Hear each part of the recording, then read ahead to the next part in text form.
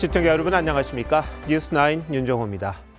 여권 내에 미묘한 기류가 형성되고 있습니다. 검찰 수사권을 폐지하고 국가수사위원회를 신설하는 이른바 검찰개혁의 속도를 놓고 이견을 보이고 있는 겁니다. 정청래 대표는 추석 전 입법을 마무리하겠다고 공언하고 있습니다만 정부와 대통령실, 심지어 당 원내 지도부조차 생각이 달라 보입니다. 정 대표 입장은 정치적 메시지일 뿐 속도 조절이 필요하다는 건데 정 대표는 기존 입장에서 바뀐 게 없습니다. 당과 정부, 당내 첫 이견에 벌써부터 전국 주도권을 놓고 신경전이 시작됐다는 평가와 함께 여권 내의 분화의 계기가 될 수 있다는 전망도 나옵니다. 오늘 첫 소식 황정민 기자가 보도합니다. 민주당 정청래 대표는 취임 직후인 지난 6일 검찰 정상화 특위를 찾아 추석 전 검찰개혁 완성을 재차 강조했습니다. 수사와 기소는 완전히 분리해서 불가역적으로 만들겠다. 반드시 시기를 놓치지 않고 추석 전에 완성해 주실 것을 부탁드립니다. 하지만 그제 이재명 대통령이 직접 정성호 법무부 장관에게 졸속 처리되지 않게 챙겨달라고 당부한 데 이어 어제 김민석 총리도 국가수사위원회 설치안 등에 의문을 표하며 속도 조절 필요성을 언급했습니다. 정부 여당 간에 또 한편으로는 검찰개혁을 주장해온 각 정당 간에 이 조율할 시간을 충분하게 갖는 것이 좋겠다고 보고 있습니다. 여기에 친명계인 문진석 원내수석 부대표도 정청래 대표의 추석 전 검찰개혁 완성은 정치적 메시지라며 신중론에 가세했습니다.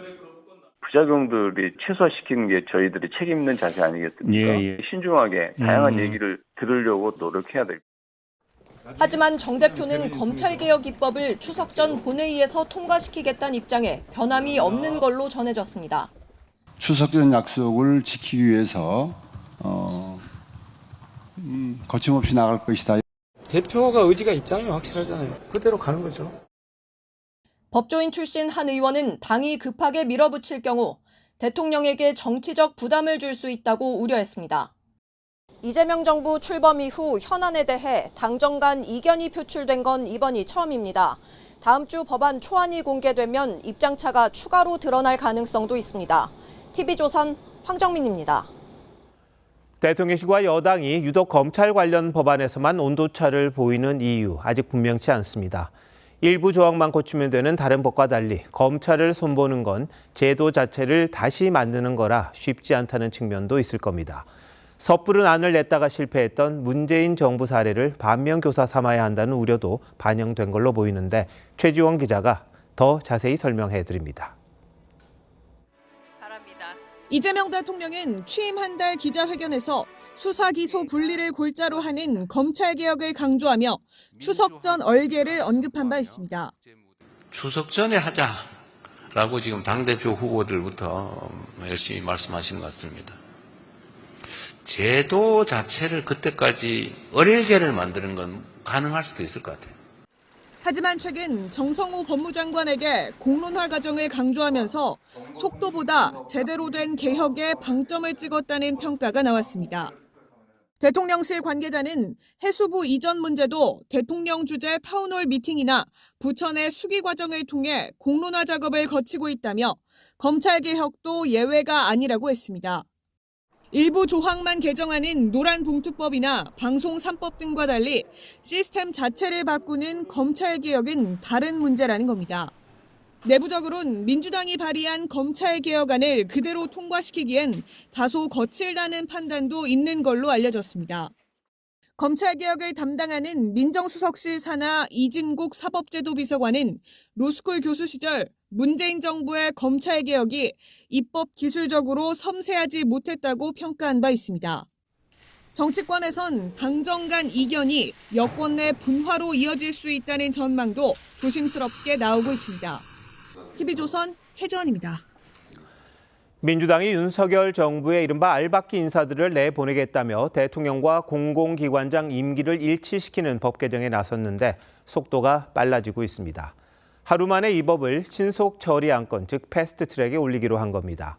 패스트트랙은 쟁점 법안의 장기간 표류를 막기 위해 도입한 건데 법안을 논의하기도 전에 처리 방법부터 정한 건 어찌 봐야 할지요.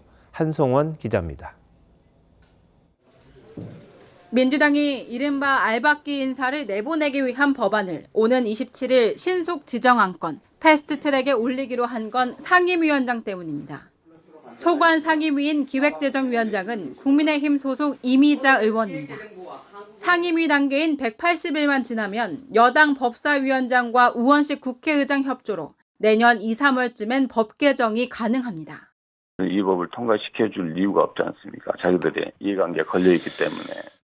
패스트트랙 도입 취지는 쟁점 법안의 장기간 표류를 막기 위한 건데 야당과 협의도 없이 상임위원장 패싱을 위해 패스트트랙을 활용하는 꼼수를 쓰겠다는 겁니다. 소급 적용에 따른 위헌 논란도 제기될 수 있습니다. 현재 거론되는 법안에는 국가 비상사태로 인한 정권 교체 땐 공공기관장을 교체할 수 있다는 조항이 들어 있습니다. 가장 곤혹스러운 부분입니다. 사실은 그 법이 통과된다고 해서 과연 임기가 남아있는 공공기관을 해임시킬 수 있는 것이냐. 국민의힘은 윤석열 정부 출범 당시에도 공공기관장과 임원 3천여 명 가운데 86%가 문재인 정부 인사였고 일부는 아직도 자리를 지키고 있다고 지적했습니다. 끝까지 알박기 인사를 남발해놓고 법까지 뜯어고쳐 자기 사람을 심겠다는 민주당의 이 뻔뻔함, 눈 뜨고 보기조차 민망합니다. 기재위원장인 임 의원도 야당은 들러리가 아니라며 민주당이 숫자만 믿고 입법 독주에 취해 있다고 비판했습니다. TV조선 한송원입니다. 여당으로부터 사퇴 압박을 받는 이진숙 방송통신위원장이 국회 과방위에서 법에 의한 임기가 보장돼야 한다며 사퇴하지 않겠다는 입장을 다시 확인했습니다. 민주당 의원들은 법인카드 유용 의혹으로 이 위원장 사퇴를 압박했는데 야당 의원들은 김혜경 여사 법인카드 논란으로 맞불을 놓으며 설전이 벌어졌습니다. 조성호 기자입니다. 대통령과 공공기관장 임기를 맞추는 법안이나 방송통신위원회 개편안이 통과되면 이진숙 위원장은 물러날 수밖에 없습니다. 국회에 나온 이 위원장은 이에 대해 특정인을 배제하기 위한 축출하는 법이라며 법에 정해진 임기를 마치겠다고 했습니다. 법에 의한 지배가 아니라 법을 지배하는 것이 법치가 될 것입니다. 민주당이 이 위원장의 법인카드 유용 의혹을 거론하며 사퇴를 압박하자 법카로 빵을 얼마나 사 드셨으면 이미 국민들 뇌리 속에는 빵이 각인돼 있습니다. 국민의힘은 김혜경 여사의 경기도지사 법인카드 유용 의혹을 재소환했고 죄가 있지만 기소는 하지 않겠다는 취지로 기소유예 결정을 했습니다. 이 위원장이 당시 구매 품목을 연상시키는 듯한 답변을 내놓자 여야의 거친 설전이 이어졌습니다. 초밥을 시켜서 먹은 증거도 없고 제가 과일을 사 먹은 증거도 하나도 없습니다. 방송통신위원장이 허위 조작 정보를 지금 유포하고 있다는 점 말씀드리고요. 끼어들지 마시라고요. 민주당 의원과 이 위원장은 서로 직함을 빼고 부르며 신경전을 벌이기도 했습니다. 이진숙 씨에게 묻습니다. 제가 묻는 것에 답변하세요. 종군 기자 하십니까? 우영씨라고 할 수밖에 없습니다. 과방위는 올해 방통위 예산 결산을 위해 열렸지만 관련 질의는 거의 없었습니다. TV조선 조성호입니다. 해보고 문제가 있으면 고치겠다. 오늘 김용범 대통령실 정책실장이 노란봉투법과 관련해 한 말입니다. 국내는 물론이고 외국 기업들까지 우려하고 있는 데 대해 처리 의지를 재차 확인하면서 외국 기업 철수 같은 일은 일어나지 않을 거라고도 했습니다. 수많은 기업, 더 나아가 우리 경제에 파장을 몰고 올 수도 있는 법안을 이렇게 쉽게 만들었다 고쳤다 하겠다는 건지요. 고승영 기자가 보도합니다. 주한미국 상공회의소는 노란봉투법이 통과될 경우 한국 투자를 고민하던 미국 기업들의 결정에 영향을 미칠 수 있다고 우려했습니다. We are concerned that the passage of the Yellow Envelope Act in the National Assembly could affect Korea's reputation as a regional hub. 앞서 주한유럽 상공회의소 역시 한국 시장 철수 가능성까지 언급했습니다. 하지만 김용범 대통령실 정책실장은 기자간담회에서 원하청 격차를 줄여 사회 지속성을 높일 것이라며 실제로 그런 일이 일어나진 않을 것으로 본다고 했습니다. 그러면서 그런 상황이 된다면 다시 법을 개정하면 된다며 상법도 마찬가지라고 말했습니다. 노란봉투법 개정 필요성을 분명히 밝힌 이재명 대통령의 의중을 재확인한 것이지만 파장이 클 경우 다시 수정할 수 있다는 여지를 둔 셈입니다. 민주당은 오는 23일 노란봉투법을 본회의에 상정해 24일 표결 처리할 방침입니다. 국민의힘은 국가 경제에 영향을 주는 법안을 아니면 말고식으로 강행하는 건 무능한 정권임을 자임하는 꼴이라고 지적했습니다. TV조선 고승현입니다.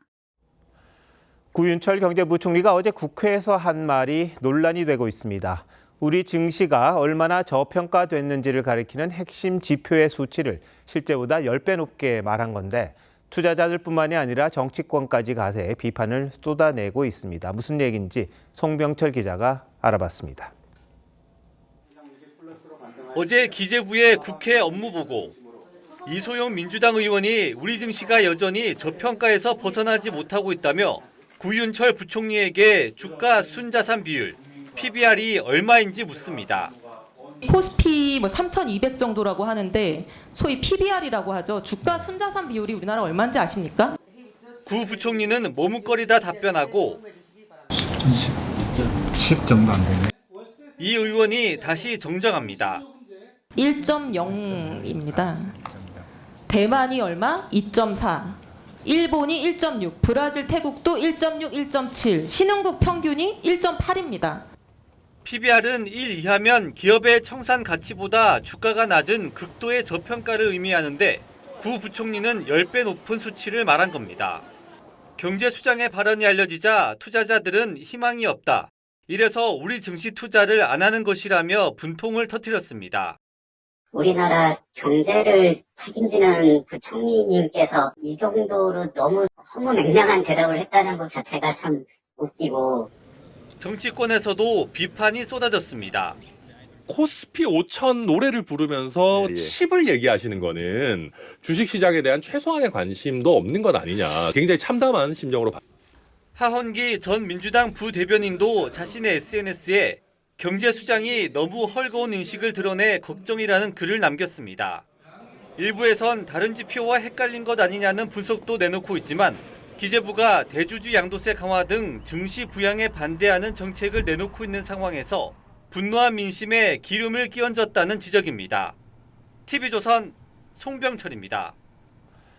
뇌물 혐의로 1, 2심에서 징역 5년을 선고받고 수감 중이던 이 대통령의 측근 김용 전 민주연구원 부원장이 보석으로 풀려났습니다.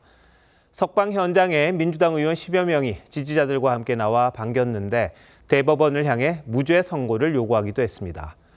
헌법기관이 법원을 이런 식으로 압박해도 되는 건지, 사법부가 알아서 권력에 눕는 건 아닌 건지 궁금한 부분이 많습니다. 조윤정 기자가 보도합니다.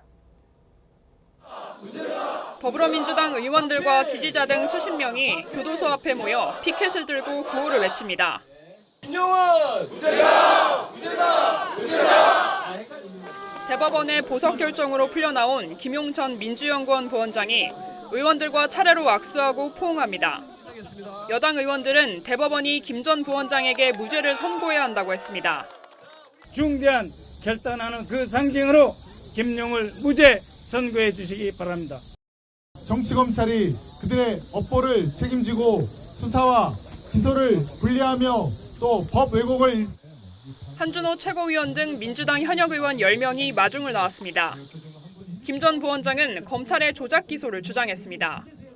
검찰이 창작 소설을 썼구나, 금방 나오겠구나 이렇게 확신하고 재판 과정에서 희망을 갖고 있었는데. 하지만 1심, 2심 법원도 대장동 업자들로부터 대선 경선 자금 6억 원을 받고 유동규 전 본부장으로부터 7천만 원 뇌물을 받은 혐의로 김 전 부원장에게 징역 5년을 선고한 바 있습니다. 국민의힘은 다음 차례는 정진상 이화영이냐며 대한민국을 면죄부 공화국으로 추락시키고 있다고 비판했습니다. TV조선 조윤정입니다. 윤석열 전 대통령이 최근 변호인에게 특검이 자신을 최악의 상황으로 몰고 가려는 게 아니냐는 취지로 말한 것으로 확인됐습니다. 김건희 의혹 특검이 물리력을 행사해 자신을 강제 구인하려 한 데 대한 심경을 드러낸 겁니다. 김건희 여사도 자신이 죽어야 대통령에게 살 길이 열리지 않겠냐고 토로했다고 합니다. 류태영 기자가 단독 보도합니다. 윤석열 전 대통령 변호인 3명이 김건희 의혹 특검의 민중기 특별검사와 문홍주 특별검사보를 서울중앙지검에 고발했습니다. 물리적 강제력을 행사해서 인치하고자 하는 것에 대해서는 저희들이 엄정한 형사 책임을 물을 것입니다. 지난 7일 체포영장 집행 당시 교도관들을 통해 물리력을 행사함으로써 윤 전 대통령이 독직폭행 피해를 입었던 겁니다. TV조선 취재 결과 윤 전 대통령은 당시 상황과 관련해 최근 변호인에게 특검이 의도적으로 모욕감을 줘 안 좋은 선택을 유도하는 것 아니냐고 말했습니다. 또 낮은 사회적 지위를 가진 사람도 이렇게 내몰리면 안 좋은 선택을 한다며 망신주기 수사에 맞서 끝까지 싸울 것이라고 했습니다. 윤 전 대통령 측은 어제 재판부로부터 공소장이 장황하다는 지적을 받은 내란 특검도 강하게 비판했습니다. 공소장이 법정에서조차 말이 안 된다고 지적받는 건 특검의 권위가 무너지고 있음을 상징한다며 기소문학 정치소설이라고 했습니다. 어제 남부구치소에서 김건희 여사를 접견한 심평 변호사는 김 여사가 내가 죽으면 남편을 살릴 수 있을까라고 말했다고 전했습니다. 김 여사 구속기한은 오는 31일까지로 연장됐습니다. TV조선 류태영입니다. 국민의힘이 대선 패배 이후 당을 수습하고 내년 지방선거를 이끌 새 지도부 선출을 위한 당원 투표에 들어갔습니다.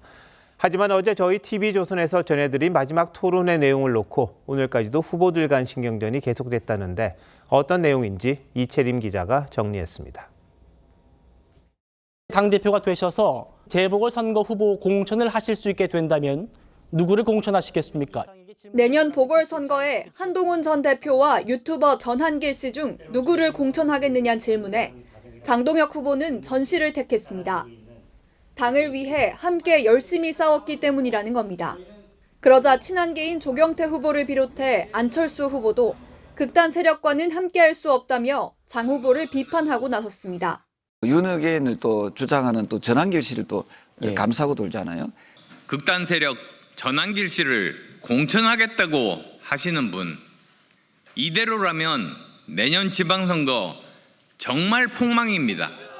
논란이 커지자 장 후보는 둘 중 하나를 택해야 하는 진행 방식 특성상 불가피했던 답변을 왜곡하지 말라고 반박했습니다. 왜곡이자 프레임이라고 생각하고요. 그렇게 악의적으로 공격하는 것은 매우 유감스러운 일입니다. 김문수 후보는 전 씨는 극우가 아니라고 두둔했습니다. 극우라 그러잖아요. 그래서 저는 그러지 않습니까? 전한길이가 무엇이 극우냐? 정청래야말로 극좌 테러리스트 아니냐? 전당대회 관련 발언을 자제해왔던 한동훈 전 대표는 상식의 힘을 보여달라며 쇄신파 후보들에게 막판 힘을 실었습니다. 모레 결과가 발표되는 국민의힘 전당대회 본경선은 당원 투표와 일반 국민 여론조사가 8대2 비율로 반영됩니다. 전당대회 기간 모든 이슈가 탄핵과 대선 패배 책임론에 쏠리면서 보수 재건의 비전을 제대로 보여주지 못했다는 평가가 적지 않습니다. TV조선 이채리입니다.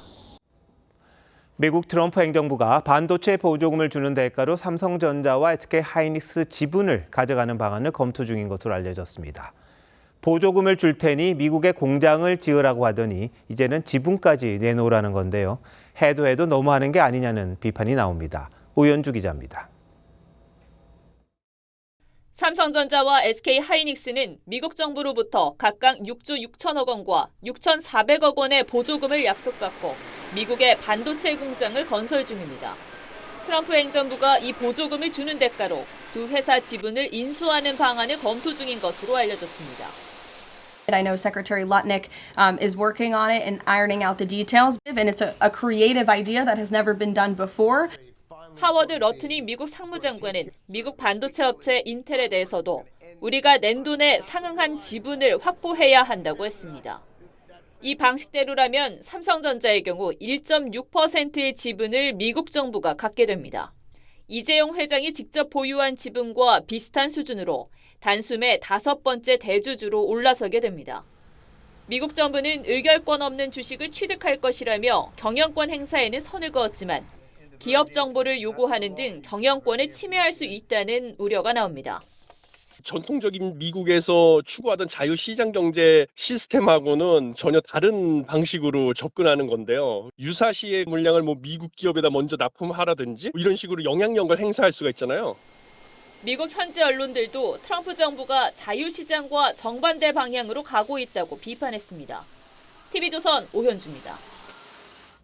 중국산 저가 공세에 밀려 생존 위기에 빠진 석유화학 산업과 지역 경제 실태, 어제 저희가 기획 보도로 전해드렸습니다.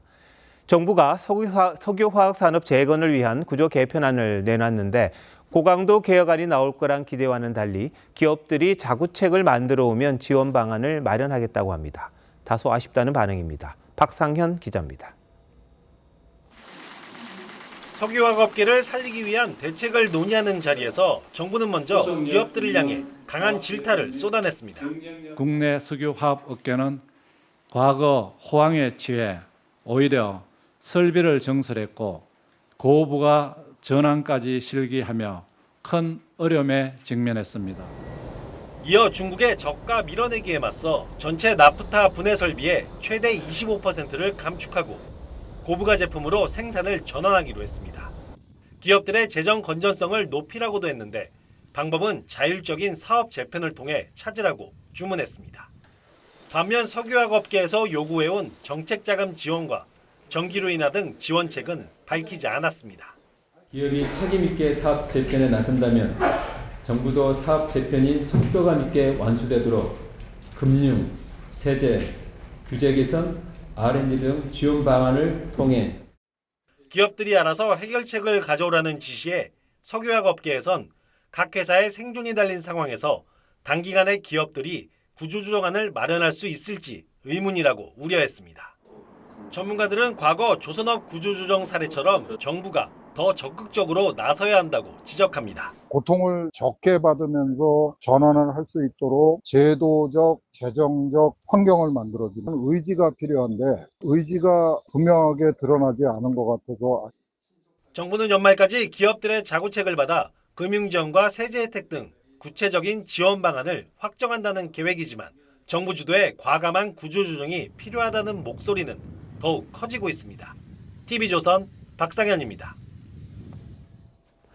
앞으로 원전을 수출할 때마다 미국 기업 웨스팅하우스에 1조 원 이상의 돈을 내야 한다는 합의 사실이 알려지면서 불공정한 계약이 아니냐는 논란이 일고 있습니다.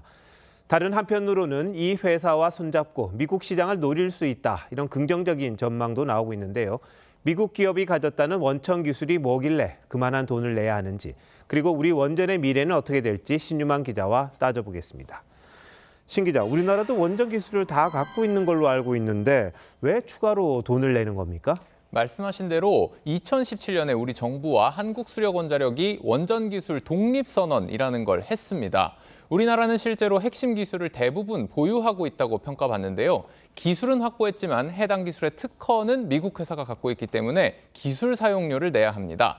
컨버스천 엔지니어링이라는 회사에서 기술 이전을 받는 식으로 우리 원전이 성장해 왔는데 웨스팅하우스가 2000년에 이 회사를 인수하면서 가압경수로 시스템 등에 대해서 이 컨버스천이 갖고 있던 특허들이 대거 웨스팅하우스로 넘어갔습니다. 기술력이 없었기 때문에 컨버스천 엔지니어링의 원자로 설계 도면을 갖고 와서 그거를 개선해가지고 우리 원자로를 만들었던 겁니다. 원천 기술을 가진 쪽에 지적재산권이 있는 겁니다. 가압경수로 시스템, 이게 원천 기술이라는 건데 이게 어떤 건지 좀 설명해 주시죠. 네, 원전의 종류를 말합니다. 가압경수로는 사고가 나더라도 방사성 물질이 누출되지 않도록 설계돼서 안정성이 높은데요. 이 때문에 실제로 전 세계 원전의 60% 이상이 채택하고 있습니다. 국내에서도 고리, 한빛, 한울 등 대부분의 원전이 이 방식을 씁니다. 그런데 우리가 이번에 웨스팅하우스와 계약을 체결했는데 이게 논란이 되고 있어요. 내용 좀 알려주시죠. 네, 향후 50년 동안 원전 한 기를 수출할 때 약 1조 1,400억 원을 웨스팅하우스에 주는 겁니다. 9천억 원은 물품과 용역 구입비, 2,400억 원은 원천 기술의 사용료입니다. 자, 그런데 기간도 길고요. 이 건당 액수가 너무 크다, 이런 얘기가 나와요. 그래서 노예 계약 아니냐, 이런 지적이 있는데. 그렇게 단정할 수만은 없습니다. 체코 원전의 경우에 한 기당 건설비가 13조인데 물품 구입비는 원래 들어가는 비용이고 2,400억 원의 로열티는 전체 건설비의 2%도 되지가 않습니다. 오히려 원전 수출 가능 국가를 웨스팅하우스와 보시는 것처럼 이렇게 나눴는데 우리나라가 갖기로 한 시장이 웨스팅하우스 쪽보다 수요와 수익성 측면에서 떨어지는 게 문제입니다. 네, 그럼 북미 시장은 지금 본 것처럼 웨스팅하우스에 주기로 했잖아요. 오히려 우리가 근데 미국의 원전 사업에 진출할 기회가 생겼다 이런 해석도 나오는데 이건 무슨 말입니까? 네, AI 데이터 센터 등으로 전력 수요가 폭증해서 전 세계적으로 신규 원전을 많이 지으려는 추세입니다. 트럼프 미국 대통령도 미국 내 원전 300개를 신설하는 행정명령에 사인했습니다. 이 상황에서 한수원과 웨스팅하우스가 조인트 벤처, 그러니까 합작 투자를 통해서 미국 원전 건설에 뛰어든다는 계획인 건데 곧 있을 한미 정상회담에서 이 내용이 논의될 전망입니다. 최소 3,000조 원 시장이 미국에만 열리는 겁니다. 미국 시장에 우리가 진출할 수 있는 교두보를 어떻게 확보할 것이냐. 웨스팅하우스하고의 협력이 반드시 돼야 되는 상황이고요. 네, 지금 보니까 원청 기술이라는 게 참 대단하군요. 가만히 앉아서 돈을 버는 그런 시스템인데 우리도 그런 기술들 많이 확보해야겠고 협력 사업 잘 진행돼서 국익을 챙겨야겠군요. 신 기자 잘 들었습니다.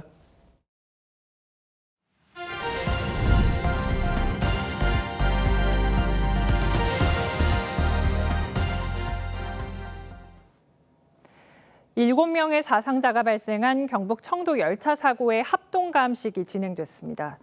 작업자들이 열차를 피할 공간이 충분하지 않았지만 코레일은 열차를 그대로 운행했습니다. 안전보다 열차 운행과 작업을 우선시하다 발생한 인재였습니다. 김동현 기자입니다. 합동감식반이 열차 사고 현장으로 향합니다. 사고 지점에서는 선로 옆 공간의 길이를 자로 잽니다. 작업자들이 피할 수 있는 공간이 충분한지 확인하는 겁니다. 선로 폭은 1.55m인데 경사진 자갈밭과 자라난 풀을 고려했을 때 사람이 걸어 다닐 수 있는 공간의 폭은 2m 정도에 불과합니다. 코레일 업무 세칙상 2m 이내에서 작업을 하면 열차 운행을 중단해야 합니다. 공간은 그렇게 넉넉하지는 않습니다. 그러나 온다고 예측을 하고 그랬다면 충분하게 피할 수 있는 여지는 있는 상황입니다. 사고 지점은 또 굽은 곳에 있어 열차의 기관사나 작업자들의 시야 확보도 여의치 않았던 것으로 전해졌습니다. 작업자 7명 가운데 4명이 열차 감지 앱을 갖고 있었지만 정상 작동했는지는 추가 확인이 필요합니다. GPS가 잘 안 잡힌다든지 그러면 노동작전 할 수 있고 그래서 그거를 전혀 믿지 말고 보조도구로 다 활용하게 돼 있어요. 코레일은 집중호우 피해가 잇따르자 2주에서 3주 전에 안전점검 대상을 당초보다 늘린 것으로 확인됐습니다. 이 때문에 협력업체 작업자들 가운데 일부는 갑자기 사고 현장에 투입된 것으로 알려졌습니다. 광주로 가기로 출장을 했을 때요. 여기가 급하다고 일로 온 거래요. 원래 여기 올 이게 코스 아니었다고 하더라고요. 철도노조는 2019년 밀양역에서 비슷한 사고를 겪고도 땜질식 처방에 그치고 있다며 모든 철로 작업 때 열차 운행을 중단하라고 요구했습니다. TV조선 김동현입니다. 이번 사고로 민간 기업뿐 아니라 공공기관의 산재도 짚어봐야 한다는 목소리가 커지고 있습니다. 철도기관사 출신인 김영훈 고용노동부 장관은 국회에 나와서 이번 사고에 사과했습니다.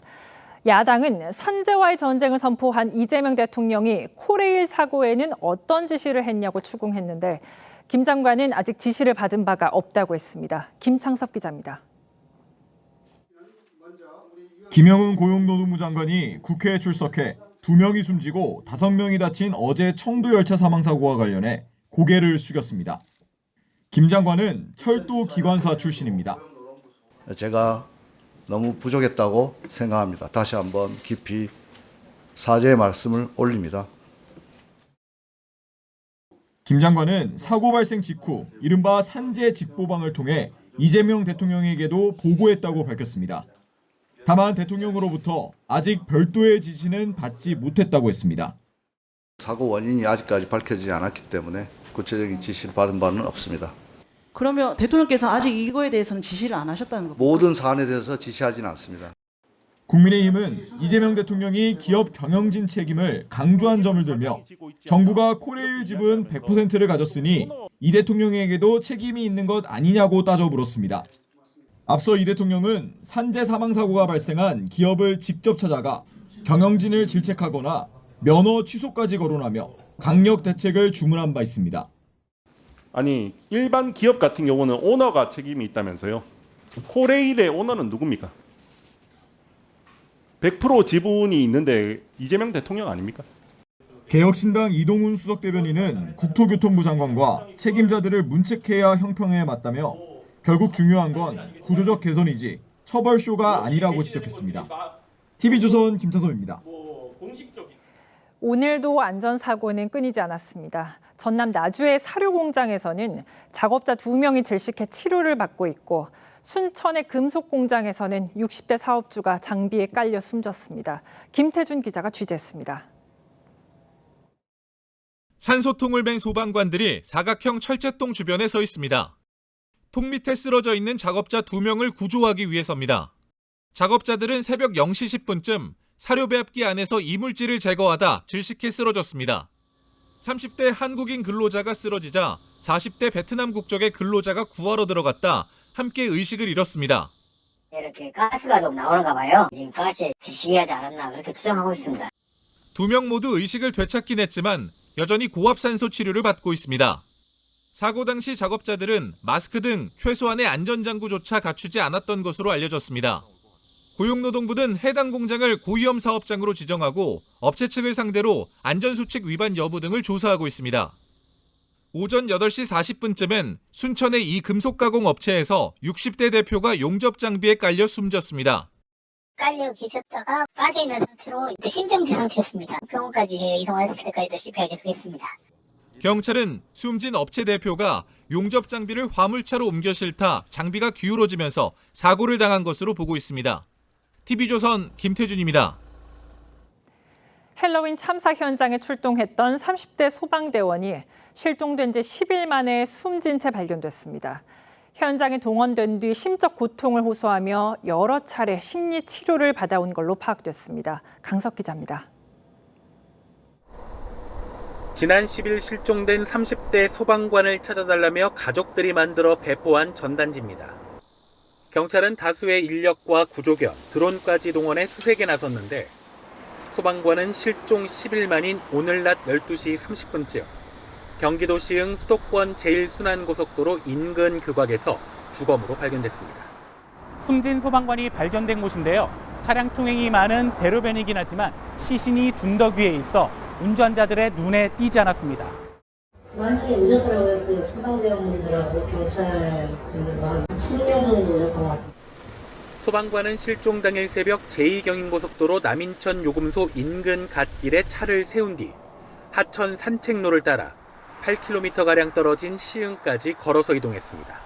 실종된 날 오후 1시 좀 넘어서 거기 지나간 그쪽으로 CCTV가 하나 있고. 경찰 조사 결과 2022년 헬로윈 참사 당시 현장 지원을 나갔던 소방관은 이후 심적 고통을 호소하며 지난 4월까지 12번에 걸쳐 심리 상담을 받은 것으로 파악됐습니다. 참사 당시 한 언론과의 인터뷰에서 감당하기 힘든 일이었다며 이게 진짜가 아니었으면이라고 생각했다고 말했습니다. 실종 직전에 가족과 친구들에게 미안하다는 취지의 메모를 남겼습니다. TV조선 강석입니다. 공습 상황을 가정한 민방위 훈련이 오늘 전국에서 열렸습니다. 가까운 대피소로 이동하라는 안내 방송이 울려 퍼졌는데 그 대피소가 어딘지 찾기가 쉽지 않았습니다. 또 찾았더라도 들어갈 수 없는 곳도 있었습니다. 황재영 기자가 현장 취재했습니다.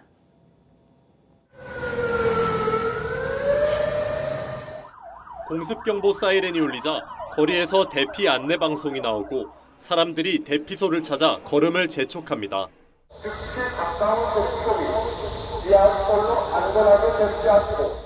하지만 정작 민방위 대피소를 찾기가 어렵습니다. 대피소가 있는 상가 관리인도 구청 관계자도 그런 사실을 모릅니다.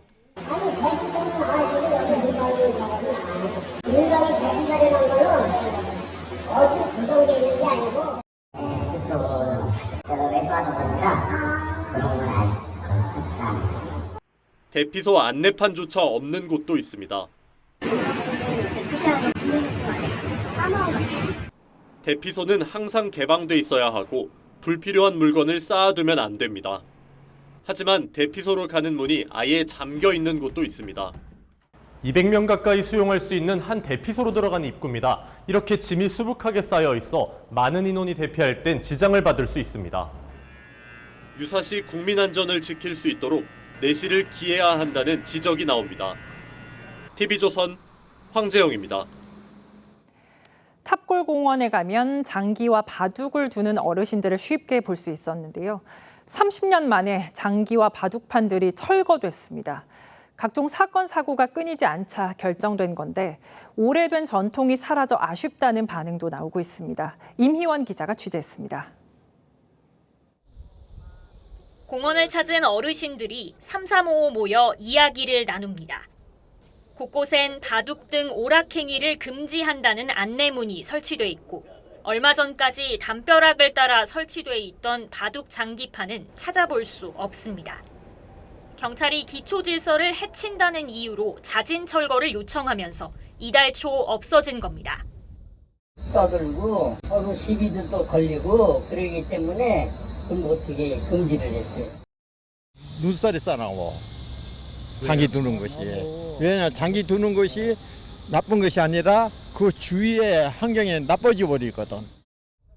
반면 탑골공원의 명물이 사라졌다며 아쉬워하는 의견도 있습니다.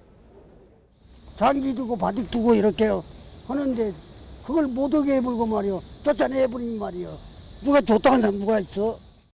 노인분들께서 바둑 두고 많이 모여 있고 또 이 공간을 이용하는 그런 모습을 좀 상상을 했는데 그런 모습은 좀 없어진 것 같아서 아쉬운. 공원 바둑판이 철거된 후 일부 어르신들은 인근 노인복지센터를 찾아 바둑을 두고 있습니다. 탑골공원을 상징할 건전한 놀이문화를 찾아야 한다는 목소리가 나옵니다. TV조선 임희원입니다. 흔히 먹는 일반 식품을 비만 치료제인 것처럼 속여 판 업체들이 적발됐습니다. 인플루언서를 내세워 홍보하면서 300억 원 넘게 챙겼습니다. 임서인 기자입니다. 한 여성 인플루언서가 의사 친구 운운하며 제품을 소개합니다. 이거 알려주는 사친구한테 물어봤더니 위비랑 똑같은 원리인데 GLP-1이라는 식욕차단 호르몬을 만들어주는 주사형 비만 치료제 위고비와 효과가 같다고 강조합니다. GLP-1 호르몬을 주사로 만든다. 먹어서 만드냐 2차이래. 또 다른 인플루언서는 제품을 먹고 한 달에 7kg이 빠졌다고 주장합니다. 진짜 뭐야? 한 달 만에 7kg 빠졌어. 전부 불법 광고입니다. 식품의약품안전처는 일반 식품을 비만 치료제 등으로 속여 판 업체 5곳을 적발했습니다. 이들 업체는 광고 대행 업체를 통해 인플루언서를 모집한 뒤 사용 후기를 만들게 했습니다.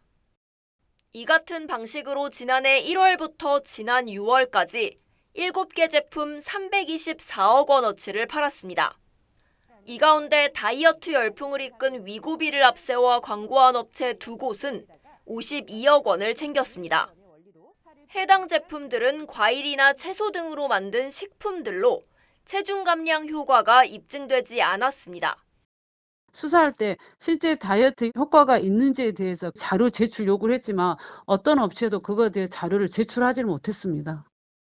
다이어트 효과가 있다고 주장하는 제품을 구매할 경우 식약처 인증을 받았는지 확인하라고 당국은 권고합니다. TV조선 임서인입니다.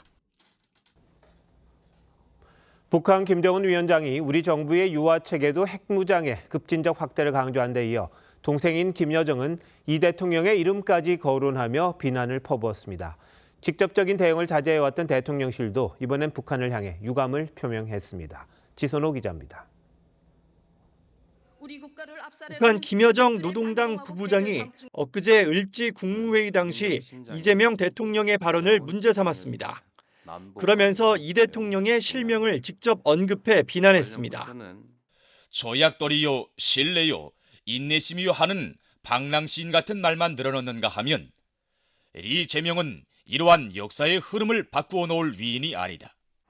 북한은 지난달 28일 이재명 정부에 대한 첫 공식 반응 이후 매주 한두 차례씩 김여정의 입을 빌려 우리 정부의 대북 정책을 비판해오고 있습니다. 대부분 우리 정부의 노력을 폄하하거나 정부 발표를 반박하는 식의 담화였는데 이 대통령의 실명을 언급하며 비난한 건 이번이 처음입니다. 특히 한미 연합훈련을 맹비난하면서 화해 신용을 한다며 외교 상대가 될 수 없다고 했습니다. 대통령실은 당초 입장에는 유감 표명을 담지 않았다가 약 1시간 뒤 우리의 노력을 왜곡해 표현하는 것은 유감이라는 내용을 추가했습니다. 통일부는 대북 정책 이행을 일관되게 노력하겠다고 했습니다. 그간의 대미 대남 메시지를 종합해서 보면 미국과는 대화의 가능성을 열었죠. 앞으로도 계속해서 한국을 패싱하겠다라는 그런 의지가 그 안에 분명히 담겨 있다고 생각합니다. 당분간 정부의 대북 유화책에 북한의 호응을 기대하긴 쉽지 않을 거란 분석이 나옵니다. TV조선 지선호입니다. 북한은 자신들이 강조하는 적대적 두 국가를 말뿐이 아니라 행동으로 보여주고 있습니다. 지난 주말 군사 분계선 인근에서 폭발음이 울렸는데 우리 군은 북한이 전술도로를 뚫기 위해 발파 작업을 했을 가능성이 크다고 보고 있습니다. 전술도로의 용도까지 이태영 기자의 단독 보도입니다. 산등성 옆으로 흙먼지가 피어오릅니다. 지난 17일 낮 12시쯤 김포 애기봉 전망대에서 촬영된 영상입니다. 목격자는 10여 초 동안 4차례 폭발음을 들었다며 포사격을 의심했습니다. 갑자기 포탄 터지는 소리가 이제 펑 하고 계속 나더라고요. 이게 뭔가 싶어가지고 보니까 저 멀리서 이제 연기가 모락모락 피어오르고 해서 바로 영상을. 폭발음이 울린 곳은 군사분계선 넘어 북한 황해북도 개풍군 성류포 마을 인근으로 전망대와 직선으로 약 2km 거리입니다. 군 당국은 해당 폭발음이 포사격이 아닌 전술도로 개설 목적의 발파 작업 때문에 생긴 것으로 분석했습니다. 군 관계자는 영상 판독 결과 산 능선을 따라 전술도로가 이어져 있다며 대부분 완공됐다고 밝혔습니다. 전술도로는 병력과 장비를 신속히 이동시키기 위한 임시 군사도로입니다. 개풍군과 서울까지 거리는 40km 남짓으로 유사시 기계화 부대와 포병이 단시간에 수도권을 위협할 수 있습니다. 유사시 제일 중요한 거는 병력이나 장비들이 신속하게 기동하거나 작전에 투입시키는 필요성이 있으니까 도로나 이런 것들을 많이 만들고 있다고. 북한은 지난해부터 모든 전방 지역에서 지뢰 매설 작업도 진행하고 있습니다. TV조선 이태형입니다. 현재 총 6명의 비전향 장기수가 북한 송환을 정부에 요구하고 있습니다. 그 가운데 95살 안학섭 씨가 오늘 북한으로 돌아가겠다며 통일대교 진입을 시도하다 제지당했습니다. 안 씨는 김대중 정부 때는 미군이 나갈 때까지 투쟁하겠다며 스스로 잔류를 선택했었습니다. 이채연 기자가 보도합니다. 안학섭 씨가 지팡이를 짚고 통일대교로 향합니다. 95살인 안 씨는 자신을 북한으로 돌려보내달라며 민중민주당 등 단체 관계자들과 함께 임진각에서 집회를 연 뒤 통일대교 진입을 시도했습니다. 전쟁포로 안학섭 노령을 성환하라! 하지만 정부의 허가가 없어 군 당국에 의해 저지당했습니다. 안 씨는 통일대교에서 발길을 돌리며 북한 인공기를 펼쳐들었습니다. 인천 강화도 출신인 안 씨는 6.25 전쟁 때 북한군에 입대했고 1953년 체포돼 이적죄로 42년 동안 복역했습니다. 김대중 정부 당시인 2000년에 비전향 장기수 63명을 판문점을 통해 송환하기도 했지만 안 씨는 미군이 나갈 때까지 투쟁하겠다며 스스로 잔류를 택했습니다. 안방을 비워준다는 것은 비열한 일이다. 그래서 안 갔어요. 안 씨를 포함해 모두 6명이 이재명 정부 출범 뒤 통일부에 북송을 요청한 상태입니다. 정부는 비전향 장기수의 북송은 현실적으로 어렵지만 다양한 방안을 검토하고 있다고 밝혔습니다. TV조선 이채연입니다. 미국이 시민권 신청자들의 소셜미디어 게시물도 살펴보기로 했습니다. 반미 정서가 있는지 확인하겠다는 건데 벌써부터 논란이 많습니다. 백대우 특파원이 보도합니다. 미국 이민국이 공개한 강화된 심사 지침입니다. 신청자의 소셜미디어를 심사 대상에 포함하고 반미 정서가 있는지 보겠다는 내용입니다. 거주와 취업 등의 이민 특혜는 권리가 아닌 특권이라며 미국을 증오하는 사람에게 돌아가선 안 된다는 설명입니다. 이민국은 앞서 시민권 취득 요건 중 도덕성 항목을 대폭 추가해 교육 수준과 납세 현황, 교통법규 위반 여부까지 보겠다고 발표했습니다. Every sovereign country has a right to know who's trying to come in, why they want to come in, who they are, what they've been doing. 연일 미국 우선주의를 내세우고 있는 트럼프 2기 정부가 불법 이민자 추방과 유학생 비자 취소에 더해 시민권 심사도 문턱을 높이고 있는 겁니다. 하지만 뭐가 미국에 반하는 건지 자의적 판단이 내려질 수밖에 없다는 점에서 논란입니다. We value ourselves, Americans, in multiculturalism, individuality, unique cultures and whatnot, and he's stopping that. 올 들어 미 국무부의 비자 취소 건수는 4만여 건으로 전임 바이든 정부 때의 2배가 넘습니다. 외국인 체류 문턱을 높이는 트럼프 정부의 잇따른 조치에 미국 내에서도 걱정스러운 목소리가 나오고 있습니다. 미국 워싱턴 DC에서 TV조선 백대우입니다. 스웨덴에서 지은 지 100년 넘은 목조교회가 통째로 옮겨지고 있습니다.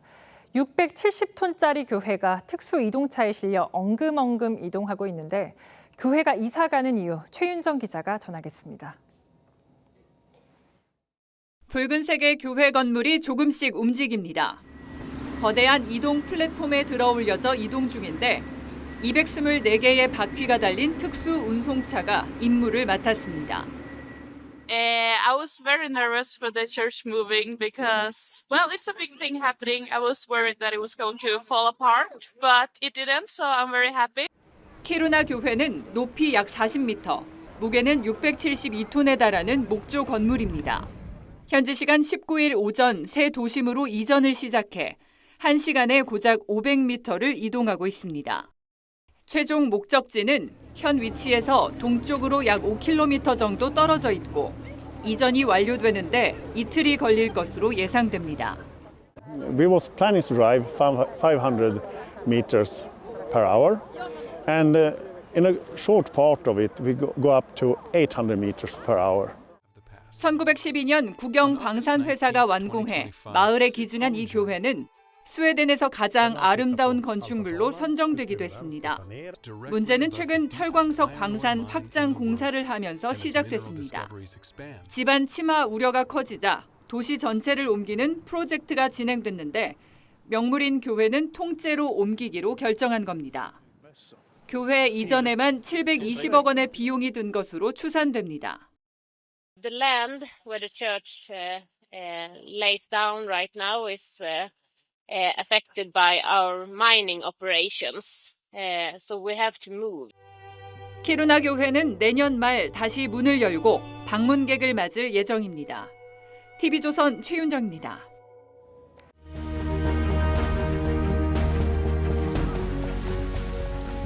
비 오는 날 일만 시켜놓고 우산까지 뺏는다면 어떨까요? Everywhere I look, you're not where I need you to be. Where the hell do you go every day? There are no colored bathrooms in this building. Did you know that? 미국의 천재 수학자 캐서린 존슨은 우주선의 궤도 계산도 가뿐히 해내는 천재입니다. 그런데 흑인이고 여성이란 이유로 밤낮으로 개처럼 일하면서 화장실을 건물 밖 800m나 떨어진 곳을 씁니다. 엄청난 일을 하면서도 사람 취급을 못 받던 시대였습니다. 오늘 우리 기업이 그 꼴입니다. 여권이 밀어붙이는 이른바 노란봉투법. 사용자 범위를 원청까지 넓히고 노동쟁의 대상을 사업상 결정까지 확대하는 그런 내용이죠. 노란봉투법은 단순한 법 개정이 아닙니다. 더 이상 미룰 수 없습니다. 기업의 손발을 묶고 경영권을 사실상 내놓으라는 것과 다름없습니다. 노조법 개정안이 현실화되면 잦고 과격한 쟁의 행위로 산업 생태계를 뿌리째 흔들어 미래 세대의 일자리까지 위협할 수 있습니다.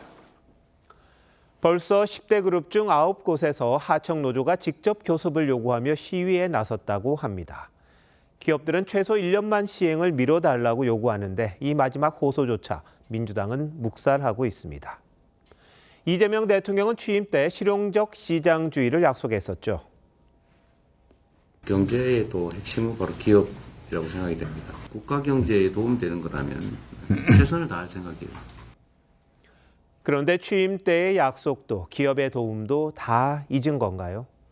관세 폭풍, 중국의 추격 앞에 버티는 기업에게 우산이 아니라 오히려 족쇄를 채우고 있습니다. 노동권 보호 당연합니다. 선진국에 걸맞게 해야 합니다. 그러나 타이밍이 문제입니다. 기업이 무너지면 노동자도 일자리도 권리도 지킬 수 없을 겁니다. 칼 마르크스는 자본을 흡혈귀라고 했습니다. 반면 기업의 사회적 책임은 이윤을 늘리는 거라는 경제학자 프리드만 독트린도 있습니다. 뭐가 옳은지는 20세기 공산주의 역사가 명명백백히 입증했습니다. 이런 역사적 진실이 우리 국민의 상식이자 정부의 나침반이 돼야 합니다. 8월 20일 윤정호 앵커 칼럼 우산 빼기였습니다.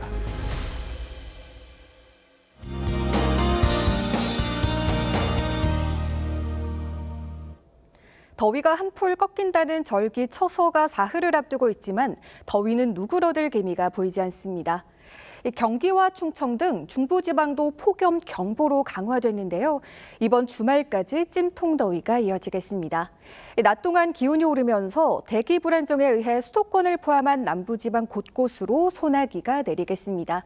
특히 전남과 경남 지역에 최대 60mm까지 강하게 쏟아지겠습니다.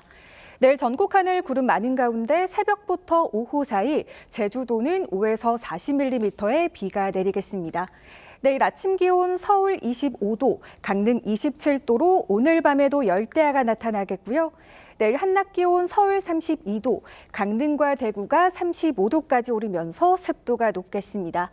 주말 이후에도 무더운 날씨는 계속될 전망입니다. 날씨였습니다.